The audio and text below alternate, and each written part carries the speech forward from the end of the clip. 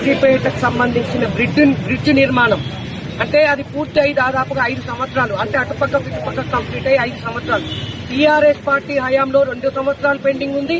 అదే విధంగా ఇవాళ టీఆర్ఎస్ పార్టీ పనులు చేస్తలేని బుద్ధి చెప్పి కాంగ్రెస్ పార్టీకి అవకాశం ఇస్తే ఇది కాంగ్రెస్ పార్టీ ఇక్కడ గెలిచిన నాయని రాజేందర్ రెడ్డి 3 సంవత్సరాలు అవుతుంది బ్రిడ్జ్ నిర్మాణం పూర్తి. ఎందుకు అని నేను అడుగుతా ఉన్నా. నాయని రాజేందర్ రెడ్డి వచ్చి ఇక్కడికి వచ్చి బ్రిడ్జ్ మీద మాట్లాడి నేను సమ్మక్క తీర్థం వరకు ఈ బ్రిడ్జ్ నిర్మాణాన్ని పూర్తి చేస్తా అని చెప్పి ఎందుకు పూర్తి కాలేదని నేను అడుగుతా ఉన్నా. ఈ కాంగ్రెస్ పార్టీ మాటలు కోటలు దాటుతా ఉన్నాయి, చేతలు మాత్రం ఈ కాంగ్రెస్ బ్రిడ్జిని కూడా దాటలేకపోతా ఉన్నాయి. కాంగ్రెస్ పార్టీ అంటేనే అవినీతి, ఒక దద్దమ్మ ప్రభుత్వం, ఒక చాతగాని ప్రభుత్వం, ఒక లత్కోర్ ప్రభుత్వం. ఇలా కాంగ్రెస్ పార్టీ నాయని రాజేందర్ రెడ్డిని మేము అడిగేది ఒక్కటే, ఈ బ్రిడ్జి ఏదైతే పాత బ్రిడ్జి శిథిలావస్థ చేరుకున్నది, ఇది చేయకపోతే కష్టమవుతుందని చెప్పి 60 లక్షల రూపాయల టెండర్ పెట్టి దానిలో 5 లక్షలు కూడా పూర్తి 5 లక్షలు కూడా ఖర్చు పెట్టకుండా బిల్లు ఎత్తుకున్నారు. దాని మీద సమాధానం చెప్పు.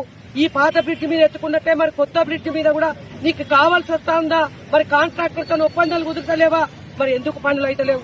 ఇవాళ ఏదైతే కాంట్రాక్టర్ ఉన్నాడో కాంట్రాక్టర్ కి ఇవ్వాల్సిన మనీ, ఏదైతే మెటీరియల్ తీసుకురావడానికి ఈ రాష్ట్ర ప్రభుత్వం ఇవ్వాల్సిన మనీ ఇవ్వలేకపోవడం మూలాలనే ఇవాళ అయితలేదు.